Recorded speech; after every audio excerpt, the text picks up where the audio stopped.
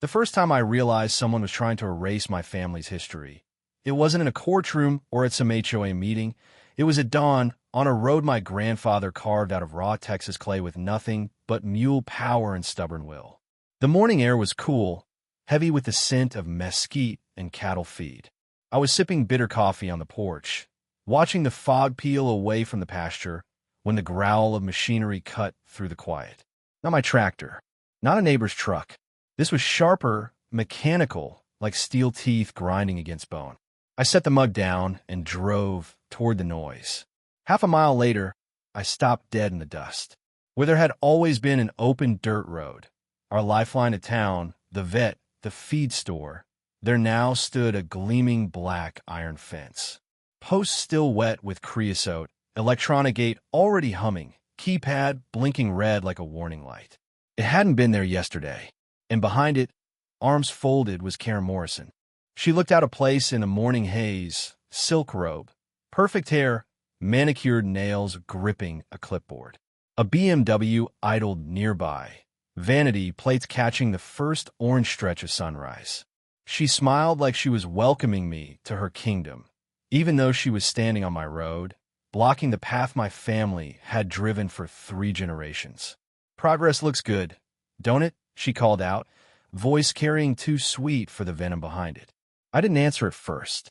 My grandfather's ghost was louder than her words, whispering in the back of my mind. He'd bled into this land, fought rattlesnakes and drought to keep it alive. And now here was a stranger planting steel bones into the soil like she meant to claim it. Emma stirred beside me in the passenger seat, still half asleep from morning chores.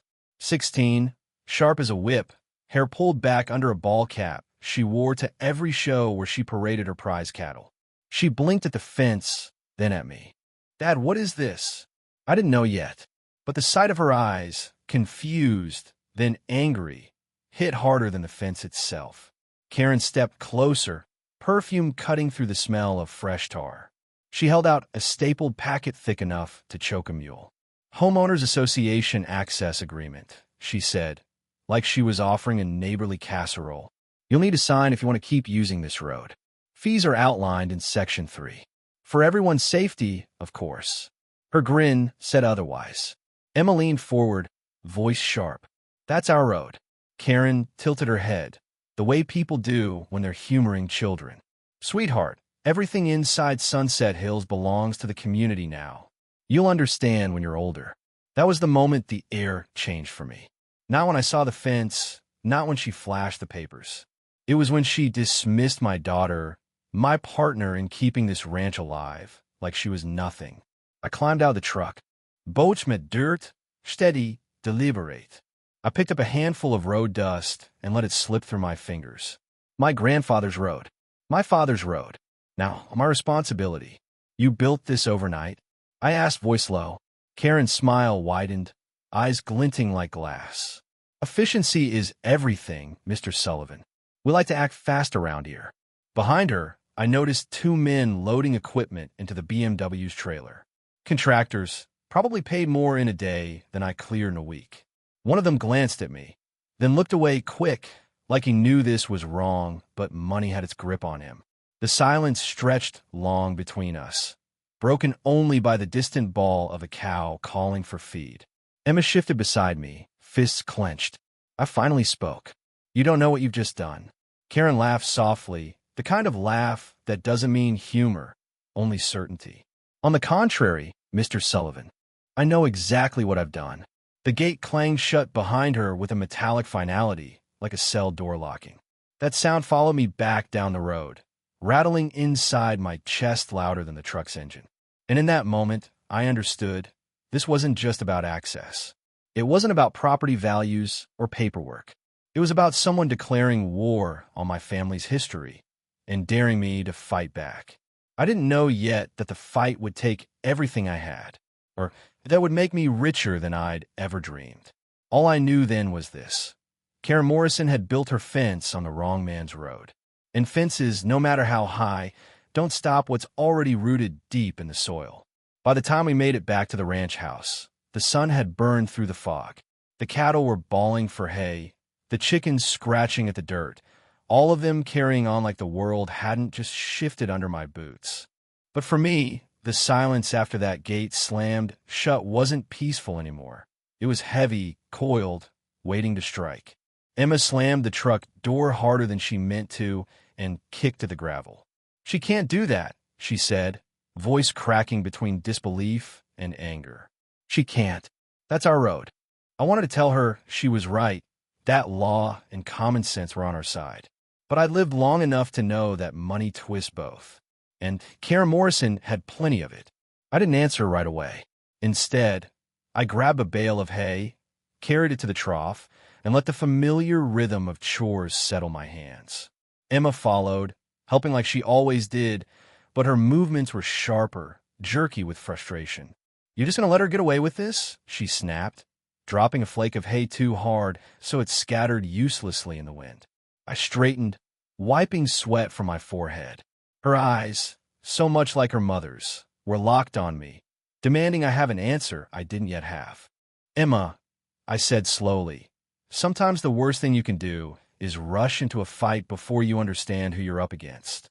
Her jaw tightened, but she didn't push. She'd inherited my stubbornness, but also my wife's patience. Though in moments like this, I could see how thin it stretched. We worked in silence until the chores were done.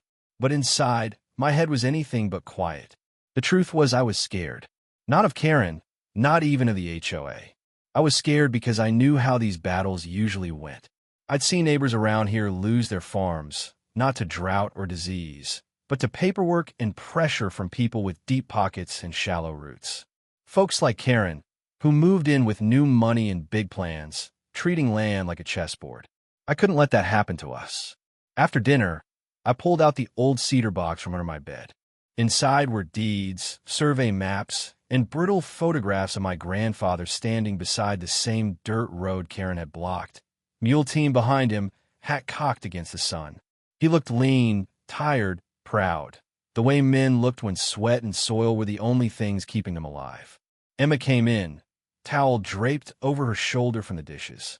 She sat beside me without asking. "Mom used to tell me this place would always be safe," she said quietly, "that no one could take it from us." The weight in her words made my throat tighten. "Your mom was right about a lot of things," I said, smoothing the edge of the old map. "But she never had to deal with someone like Karen Morrison." Emma studied the papers, tracing the faded lines with her finger. "So what do we do?" That was the question, wasn't it? I didn't have the answer yet, but I knew one thing. Karen wasn't just throwing up a fence.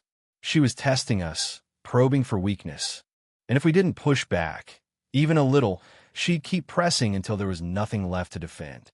The first push came sooner than I expected. 2 days later, a sheriff's cruiser pulled into our driveway. Deputy Williams stepped out, adjusting his hat like he wished he were anywhere else. He knew my family for years, bought beef from us more than once. But today he held himself stiff, official. "Jake," he said, not meeting my eyes, "I got a complaint filed against you. Harassment, intimidation. Says you threatened HOA officials." Emma, who'd just come out of the barn, froze mid-step. "Threatened?" I asked, trying to keep my voice steady. I asked about my right to use the road my grandfather built. Williams sighed. "Look, I don't want trouble. But Karen's saying you need to keep the peace. Best thing might be to work something out with the HOA." I almost laughed. Work something out? With a woman who put up a fence in the dead of night and handed me a bill to drive on my own land? Emma's hands balled into fists. "This is so unfair," she muttered. I placed a hand on her shoulder. The last thing I wanted was to let her see how much the sheriff's words rattled me. Because if Karen already had the law leaning her way, then this fight was going to be bigger, nastier, and costlier than I'd imagined. When Williams left, dust trailing behind his cruiser, Emma turned to me, eyes blazing. "Tell me we're not giving up." I looked out across the pasture, at the cattle shifting in the evening light, at the road now cut off by steel and arrogance. "Not a chance," I said. And though I spoke it with conviction, my gut twisted with the knowledge that conviction alone wouldn't be enough. The war for this road had only just begun. The first attack I expected was another fence, maybe a letter from some lawyer. What I didn't expect was to wake up to my daughter crying over her phone. It was a Wednesday morning, the kind where the sky is still bruised with dawn and chores come before breakfast. I found Emma sitting at the kitchen table, screen glowing against her face, shoulders tight. "What is it?" I asked, already bracing. She turned the phone toward me. A neighborhood group post. My name in bold. Unstable widower with anger issues. Endangering families with unregulated livestock. Possibly violent. Attached was a blurry photo of me unloading fencing supplies last week. Hunched in work clothes, sweat dripping. Karen had written the caption herself. "That's not even—" Emma's voice broke. "They're saying you scare people. That you yell at them. That you let the cows run wild. And," she swallowed hard, "that you've got some kind of drug lab in the barn." I stared at the words, each one hitting like a hammer. Not because they were true, they weren't, but because they were designed to stick, to rot reputations from the inside out. Emma slammed her phone down, cheeks red. "They're making you a monster." I wanted to comfort her, tell her people would see through it. But in my gut, I knew better. Lies spread faster than the truth. And once they settled into people's minds, they were near impossible to dig out. By that afternoon, the lies had grown legs. A sheriff's cruiser slowed as it passed the ranch, lingering just long enough for me to feel watched. A neighbor I'd sold beef to for years drove by without waving. At the feed store, two men cut their conversation short when I walked in. Karen wasn't just building fences anymore. She was building walls around me, cutting me off from the community I'd been part of my whole life. That night, I sat at the kitchen table with the old cedar box again, deeds and maps spread like a shield that didn't work. Emma paced the room, restless energy radiating off her. "She's winning," she said, finally, voice tight. "People are scared of us.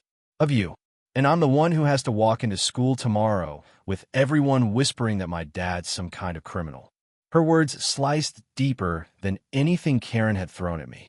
Because it wasn't just my fight anymore. It was hers, too. And she hadn't chosen it. I rubbed a hand over my face. "Emma, no," she cut in, stopping in front of me. Her eyes were wet but fierce. "I'm not letting her ruin this place. Were you? You think she's tough? She's never met a Sullivan. I saw her mother in her then, steady, defiant, unwilling to bend even when the wind howled hardest. It shook me, not because she was wrong, but because she was 16 and already carrying weight I'd never wanted her to bear. I stood, walked to the window. The gate was just a shadow in the distance, blinking red in the dark like a warning light. That was when it clicked. This wasn't about cows or roads or property values. It was about power. Karen wanted to break us down piece by piece until we gave in. And if we didn't fight back smart, she'd succeed. Not with bulldozers or barbed wire, but with rumors and signatures and paper that weighed more than steel. I turned back to Emma. "We're not letting her win. But we're not just going to fight. We're going to turn this on her." She frowned, confused. Ow! The question hung heavy. I didn't have the full answer yet, but I knew where to start. The next morning, I hired a surveyor. Couldn't afford it, not really, but I scraped together what I had. When the man showed up with his tripod and equipment, Emma stood beside me, arms crossed, watching Karen watch us from her kitchen window. Every beep and chirp of that equipment was a promise. We were digging into the truth, into the ground itself, if we had to. And then, like lightning striking dry grass, the twist came. The surveyor straightened, checked his notes twice, then looked at me with a puzzled expression. "Mr. Sullivan," he said carefully, "you realize this road doesn't just belong to you by easement. According to these records, you own the dirt under it. All of it." The words hit like a second heartbeat in my chest. Emma blinked, wide-eyed. "Wait, you mean—" "That gate," the surveyor said, pointing to Karen's shiny black fortress, "isn't just blocking your access. It's sitting on your property." The world seemed to tilt. For weeks, Karen had painted me as the trespasser, the unstable neighbor who didn't belong. But the truth was sharper than barbed wire. She was the one trespassing. She was the one in violation. Emma's lips curled into the first smile I'd seen on her in days. "Dad," she whispered, almost giddy, "we've got her." And for the first time since the fence went up, I felt it too. Not just anger, not just dread, leverage. The discovery that the road was mine should have felt like the end of the war. For a brief, shining moment, it did. Emma and I stood on that dirt stretch, surveyor's report in hand, grinning like we'd finally clawed our way to daylight. But daylight in Texas fades fast. By the next week, Karen had turned the screw tighter than ever. It started with letters. Certified envelopes on stiff white paper, each stamped with the seal of her husband's law office. Cease and desist. Defamation. Intentional distress. Threats dressed up in legal language meant to make me sweat. Then came the phone calls. 3 of my contracting clients canceled jobs, muttering vague excuses about bad publicity. One admitted, embarrassed, that Karen herself had called them, told them I was tangled in lawsuits, a liability no one wanted to hire. But the worst came on a Thursday afternoon when Emma stormed through the front door, cheeks blazing. "They pulled me out of class," she snapped, dropping her backpack so hard the straps split. "The guidance counselor wanted to know if I felt safe at home." I froze. "What?"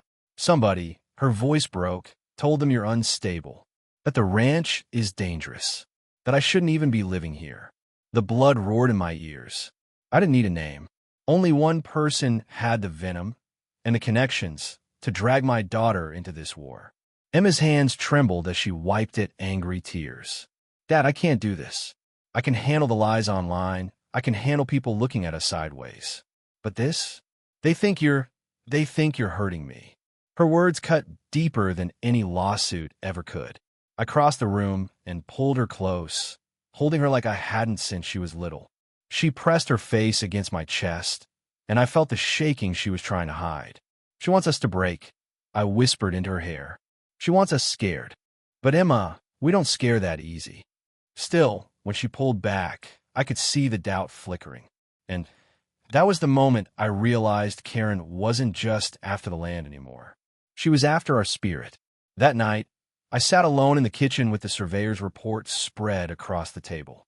My wife's photograph hung on the wall behind me, her smile faded by time, but still steady, still kind. I imagined what she'd say if she could see us now. Emma fighting like hell to hold on to her heritage, me drowning in threats and bills I could barely afford. The temptation whispered, "Sell? Walk away. Give Emma a fresh start somewhere else, somewhere without fences and war and lies." For 5 seconds, I let myself imagine it. A check big enough to clear the debts, a quiet place far from Karen's shadow, Emma free of whispers. Then I heard the echo of my grandfather's boots across the years. "You don't sell soil you've bled into." I slammed the report shut. Selling wasn't an option. Not now. Not ever. The next morning, Ralph and Betty, our neighbors across the road, stopped by with coffee and biscuits. Ralph leaned on the porch rail, eyes sharp beneath his weathered cap. "Heard the sheriff's been sniffing around," he said. "Karen's stirring every pot she can find," I admitted. "She's trying to ruin us before we even make it to court." Betty laid a hand on my arm. "Then you fight smarter, not harder. Document everything, every letter, every rumor. Turn her noise into evidence." Ralph nodded. "And remember, Jake, bullies only win if you play defense. Sometimes you gotta flip the field." I didn't answer, but the words stuck like burrs. Flip the field. That night, Emma and I sat at the table again, scrolling through the HOA's endless chatter, the lies multiplying like weeds. "This is never going to stop, is it?" she asked softly. I met her eyes, and for the first time in weeks, I felt the stirrings of something dangerous, something sharp. "No," I said. "It won't stop. Not until we make it stop." She frowned, waiting. I spread the surveyor's map between us, tapped the thick black line where the road cut through the subdivision. "This isn't just a path to our ranch, Emma. It's leverage. It's ours. And if Karen wants to play games with access, then maybe it's time we change the rules." Her lips parted as the idea dawned. "You mean?" I leaned back, the corners of my mouth pulling into a grim smile. "I mean, if she wants a gate so bad, we'll give her one. But this time she, and everyone else in that subdivision, pays us to use it." Emma's eyes widened, shock giving way to something else. A spark. The same spark that had carried this family through droughts, storms, and every kind of hardship Texas ever threw at us. "That's evil," she whispered. Then she grinned. Beautifully evil. The weight in my chest lifted, replaced by a hard, steady resolve. Karen Morrison thought she trapped us. but she just handed us the very weapon that would undo her. The fight was about to turn, and this time, we weren't just surviving. We were going on the offensive. The first beep of the toll scanner was small, almost delicate, but to me, it sounded like thunder rolling across the prairie. Emma stood beside me in the booth we'd built with our own hands, the screen glowing green as a car passed through. The subdivision residents had a choice now: detour 40 minutes around dusty back roads, or pay to drive on the strip of land my grandfather carved and my enemies had tried to steal. And they were paying. The irony tasted sweeter than coffee. Karen's fortress fence, once a symbol of control, was now the backbone of our toll system. Every blink of the scanner was money in our account and proof that sometimes the best revenge isn't a fight, it's a business model. But victory never comes clean. Karen lost her composure faster than I imagined. The first morning the booth went live, she marched down in a power suit like she was headed to court, her husband trailing behind like a man bracing for a storm. She pounded on the booth window, voice shrill enough to make the cows spook in the pasture. "You can't do this," she shrieked. "This is extortion, highway robbery, terrorism." I leaned against the counter, calm as still water. "No, Karen, this is private property, and you've been trespassing on it for months." Her face twisted, red blotches climbing her neck. Brad tugged at her sleeve, whispering something she shook off. She didn't want reason. She wanted a stage. So I gave her one. Emma, camera in hand, streamed the entire exchange live. Thousands of people watched as Karen flailed, screeching about injustice while the law itself stood on her side. By the time she realized she was being filmed, it was too late. The internet had already chosen its villain. That night, the video played on local news. Karen's meltdown in front of a toll booth became the kind of clip late-night hosts dream about. And while she tried to spin it as harassment, her own neighbors started to ask the question I'd been waiting for. What is she really fighting for? But Karen wasn't done. Desperation makes people reckless. 2 nights later, our security cameras caught her sneaking onto the property in dark clothes, trying to pour something into the generator tank. She tripped over a wheelbarrow and landed face first in wet concrete we'd poured that afternoon. The footage of her flailing, covered head to toe in gray slop, went viral before sunrise. Emma's account gained 50,000 new followers overnight. The humiliation only fed her fury, and fury, unchecked, destroys everything it touches. The breaking point came at the county commissioner's hearing, a packed room buzzing with reporters, neighbors, and even a few FBI jackets in the back row. Karen had demanded the meeting, certain she could paint me as a criminal and rally the county against the toll road. She strutted to the podium like a queen addressing her subjects. Her voice cracked as she launched into a 15-minute tirade about property values, safety, and my supposed campaign of terror. At one point, she actually used the phrase economic warfare. The silence that followed was brittle. Then my lawyer, Sarah, stood and began her presentation. She didn't raise her voice. She didn't need to. The evidence did the shouting. Surveys proving the road was mine, documents exposing misused HOA funds, emails linking Karen to developers who stood to profit if I sold. Each slide on the big screen chipped away at Karen's facade until she looked less like a president and more like a cornered thief. And then Emma stepped forward. 16 years old, her voice steadier than most politicians, she spoke about heritage, family, and what it meant to watch her father smeared by lies. She told the room how she fed cattle before school, how her great-grandfather's road was part of her bloodline, how fighting for it wasn't just about land but about dignity. By the time she finished, the applause shook the walls. I'll never forget the look on Karen's face, the realization settling in, layer by layer, that she'd lost not just the battle, but the war. Not to lawyers or politicians, but to a rancher who refused to break and a teenage girl with more grit than anyone in the room. The commissioner called for order, but the chaos was already rolling. Reporters crowded forward. Neighbors whispered. And then, in the sharp crack of silence, an FBI agent stood and approached Karen. "Karen Morrison," he said, voice cutting through the noise, "you're under investigation for wire fraud, embezzlement, and conspiracy. The room erupted as cameras flashed. Karen's knees buckled. For the first time since the fence went up, she had no words. No lager, no vino, no fake composure. Just silence. Brad didn't reach for her hand. He just stepped back, eyes fixed on the floor. And as the agents led her out in handcuffs, Emma slipped her hand into mine. "Dad," she whispered, tears catching the light. "We won." But it didn't feel like triumph yet. It felt heavier than that. Relief. Exhaustion. The sharp release after months of grinding pressure. We hadn't just won a fight for a road. We'd won back our name, our place, our right to exist without someone trying to erase us. And in that moment, with the whole county watching, I realized this wasn't just justice. It was freedom. 6 months after the hearing, the toll booth still stands where Karen's fence once cut off my family's road. Same posts, same stretch of dirt, but it feels different now. Lighter. Not because the fight didn't scar us. It did. But because scars mean you lived through something that was meant to break you. I drive through that gate every morning, skin beeping like a steady heartbeat, and I think about the strange way justice works.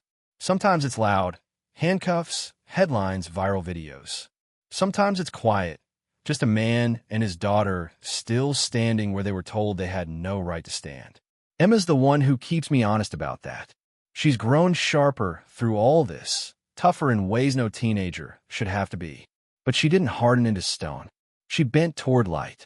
The girl who once paced the kitchen, furious and scared, is now the voice of our story. Her videos turned into lectures, her speeches into scholarships. Universities call asking to feature her perspective on property rights. And every time she speaks, I hear her mother's echo, steady, kind, unshaken. I thought the toll road would just keep the ranch alive. Instead, it gave Emma her future. Neighbors still bring it up at the feed store. Never thought I'd be paying Jake Sullivan for the privilege of driving out of my own neighborhood. They joke, handing over cash with a grin. But it's more than money. It's acknowledgement, respect, proof that sometimes the people with the deepest roots outlast the people with the loudest voices. Karen? She's a shadow now.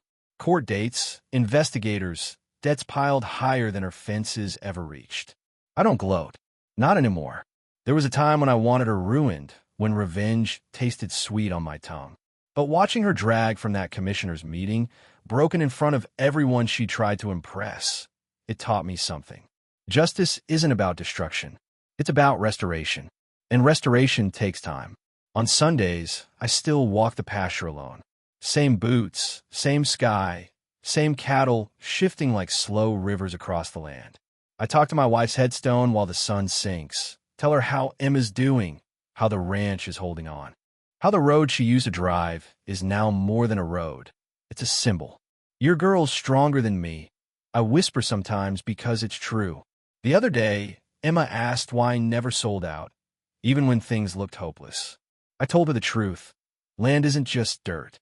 It's memory, blood, history pressed into soil by the weight of every boot before yours. You can't sell that without selling yourself. She nodded, quiet, then said, maybe that's why Karen never understood. She thought this was just land. She didn't realize it was a story. That's what it is now. A story. One that belongs to us, but carries beyond us, into classrooms, newspapers, maybe even laws that will stop another family from going through what we did. But when I strip it all down, when the headlines fade and the legal papers yellow, it's just me and Emma and the dirt road at dawn. The same road my grandfather carved, my father drove, and I almost lost. The same road my daughter now owns in spirit, even if the deed says my name. The gate hums open, the scanner beeps, and I feel the weight of generations steady at my back. Karen tried to turn a fence into a prison. We turned it into freedom. That's the legacy I'll leave my daughter. Not revenge, not bitterness, but the knowledge that when someone tries to erase you, you can write yourself deeper into the soil instead. Because fences rot, paper fades, power shifts hands. But roads last as long as the people who keep walking them.